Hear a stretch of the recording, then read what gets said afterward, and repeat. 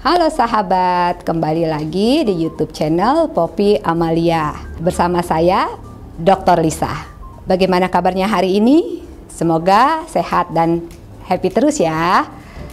Balik lagi nih di channel berbagi informasi mengenai dunia psikologi di channelnya Poppy Amalia. Pembahasan kita kali ini mengenai apa sih perasaan happy atau bagaimana sih supaya kita bisa benar-benar merasakan bahagia.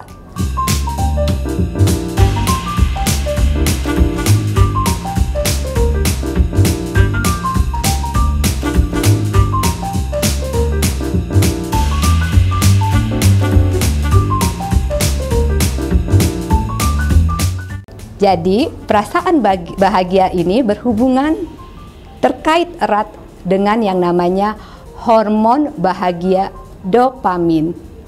Hormon dopamin ini dikenal sebagai hormon yang bisa menimbulkan perasaan baik, perasaan nyaman terhadap diri kita. Nah, ini perasaan nyaman yang kita rasakan bisa dikaitkan dengan sensasi yang menyenangkan, baik dari fungsi sistem motorik dan masih banyak lagi. Hormon ini kadarnya bisa meningkat dengan ketika kita melakukan beberapa hal. Misalnya olahraga, melakukan hobi yang kita senangi, bisa memasak, bisa kita bersepeda, atau juga dengan mengkonsumsi makanan-makanan yang enak. Yang terakhir, siapa ya yang nggak punya hobi untuk bisa mengkonsumsi makanan enak? Pasti itu hobi dari kebanyakan orang. Oke, makanan atau kita mengkonsumsi sesuatu yang enak itu bisa dijadikan self reward juga loh. Bagaimana sih dengan kita memberikan self reward dengan mengkonsumsi makanan yang enak tadi, itu bisa menjadi penghargaan buat diri kita sendiri. Bagaimana kita mendapatkan sensasi yang menyenangkan sehingga kita merasa bahagia ketika kita sudah memberikan self reward kepada diri kita. Yang terakhir, hobi makan. Siapa sih yang tidak menyenangi hobi yang satu ini? Pasti semuanya mau untuk bisa mengkonsumsi makanan enak. Dengan mengkonsumsi makanan enak, ini juga bisa menjadi self reward loh buat kita sendiri. Dengan bagaimana kita memberikan penghargaan terhadap diri kita, apalagi jika kita sudah melakukan sesuatu atau berjuang untuk mendapatkan sesuatu dan kita berhasil meraihnya, rasanya pantas ya kalau kita memberikan self reward kepada diri kita. Nah, biasanya nih kalau kita sudah makan ataupun ngemil, apalagi kalau jumlahnya dalam yang banyak gitu ya, ngemil yang manis-manis, yang enak-enak, yang kita konsumsi dalam jumlah banyak, sering nih kebanyakan orang berpikir jadi merasa bersalah. Aduh, saya sudah makan, tadi barusan makan ini, makan martabak, makan es krim, makan segala sesuatunya yang enak.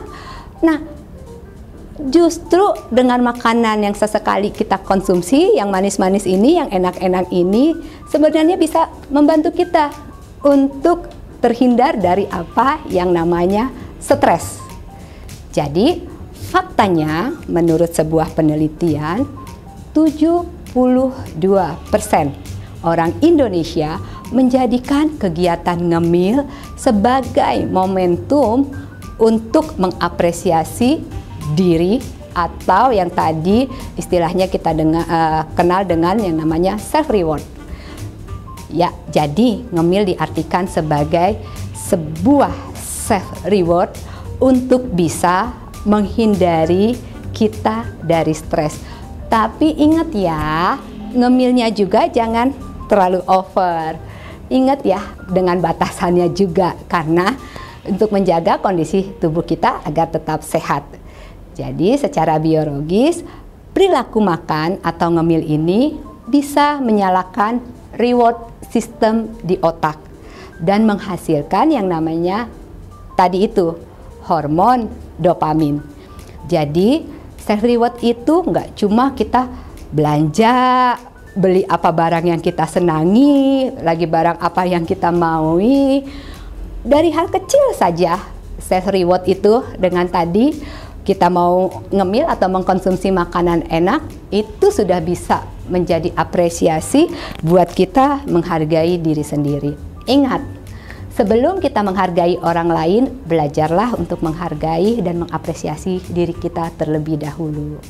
Jadi, selain hormon dopamin yang tadi mengeluarkan perasaan bahagia kita, perasaan nyaman kita, masih ada loh hormon-hormon bahagia lainnya yang bisa kita kenali selain hormon dopamin. Ada 3 hormon lainnya yang bisa membuat kita bahagia. Yang pertama, hormon serotonin. Hormon ini berguna atau membantu meregulasi suasana hati atau mood. Tidak hanya mood, tapi juga bagaimana kita bisa tidur dengan nyenyak, bisa juga menjaga atau mengatur nafsu makan kita, pencernaan, bahkan juga bisa membantu untuk kita mengolah lagi kemampuan kita untuk belajar dan mengolah lagi memori kita. Aktivitas yang bisa memunculkan hormon serotonin antara lain mendengarkan musik, melakukan massage, kita bisa berjalan-jalan juga, ataupun yang paling mudah dilakukan, kita bisa berjemur di teras ruangan. Itu aja hal yang sederhana, kecil, tapi bisa memunculkan yang namanya hormon serotonin tadi. Oke, selain hormon serotonin, selanjutnya ada hormon apa lagi sih? Ada hormon yang namanya oksitosin.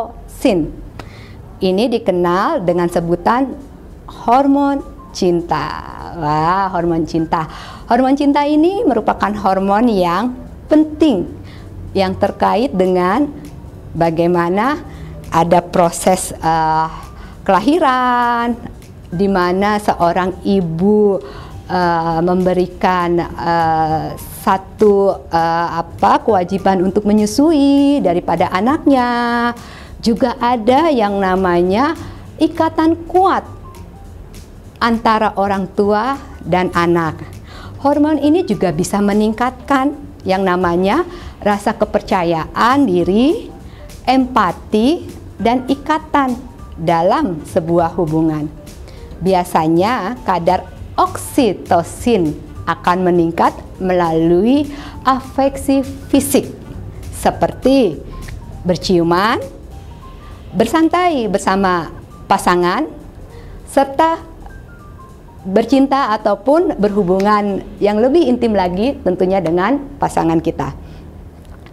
Lalu yang terakhir ada yang namanya hormon endorfin, di mana hormon ini merupakan hormon pereda nyeri yang diproduksi di dalam tubuh, juga direspon oleh tubuh dari perasaan stres ataupun tidak nyaman.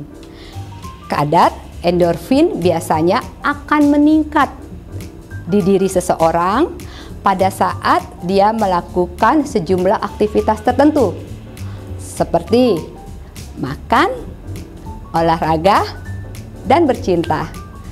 Udah paham ya sekarang tips-tips apa saja sih dari self reward yang bisa kita lakukan untuk mengapresiasi dan menghargai diri kita sendiri. Karena apa? Dengan kita bisa mengapresiasi, menghargai diri kita sendiri, kita bisa terhindar dari apa yang namanya stres. Jadi nggak ada lagi alasan buat kamu nggak bahagia. Oke, jangan lupa ya komen di bawah ini topik yang seru apa lagi sih yang akan kita bahas. Terima kasih.